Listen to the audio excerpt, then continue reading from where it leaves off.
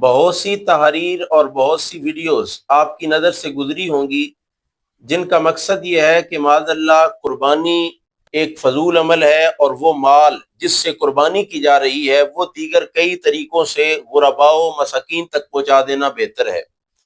اب جاننا یہ ہے کہ کیا ان ایام میں قربانی کرنا زیادہ افضل ہے، یا وہ مال جس سے قربانی کی جا رہی ہے وہ دیگر طریقوں سے غرباء و مساکین تک پہنچا دینا بہتر ہے۔ تو آئیے حدیث مبارکہ سنتے ہیں۔ جامع ترمذی، سنن ابو داؤد اور سنن ماجہ کی روایت، ام المومنین سیدہ عائشہ صدیقہ رضی اللہ تعالیٰ عنہ روایت کی راویہ ہیں۔ وہ فرماتی ہیں کریم آقا علیہ الصلوۃ والسلام نے ارشاد فرمایا، یوم النحر یعنی ماہ ذی الحج کی 10 تاریخ کو ابن آدم کا کوئی عمل بھی خون بہانے یعنی قربانی کرنے سے زیادہ اللہ رب العزت کے ہاں پیارا نہیں۔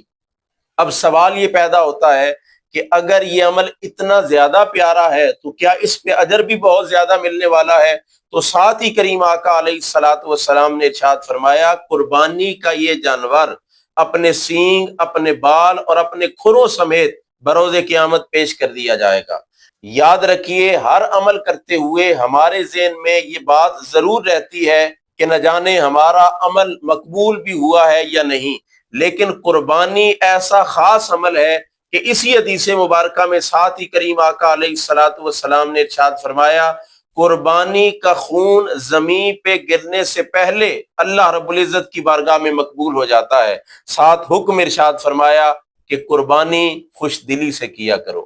اب جب اس عمل کی اتنی زیادہ فضیلت، اتنی زیادہ اہمیت ہے، تو ساتھ ہی آقا کریم علیہ الصلوۃ والسلام نے حکم ارشاد فرمایا کہ قربانی خوش دلی سے کیا کرو۔ لہذا سوشل میڈیا پہ گردش کرنے والی تحریر، ویڈیوز کو نظر انداز کرتے ہوئے کریم آقا علیہ الصلوۃ والسلام کے فرمان عالی شان پہ عمل کرتے ہوئے مجھے اور آپ کو چاہیے کہ جس پہ قربانی واجب ہے وہ ان ایام میں قربانی کرے، تاکہ یہ جانور بروز قیامت اس کے سامنے پیش بھی کر دیا جائے، اور قربانی کا خون زمین پہ گرنے سے پہلے اس کی اس عبادت کو اللہ رب العزت کے ہاں مقبول بھی کر لیا جائے۔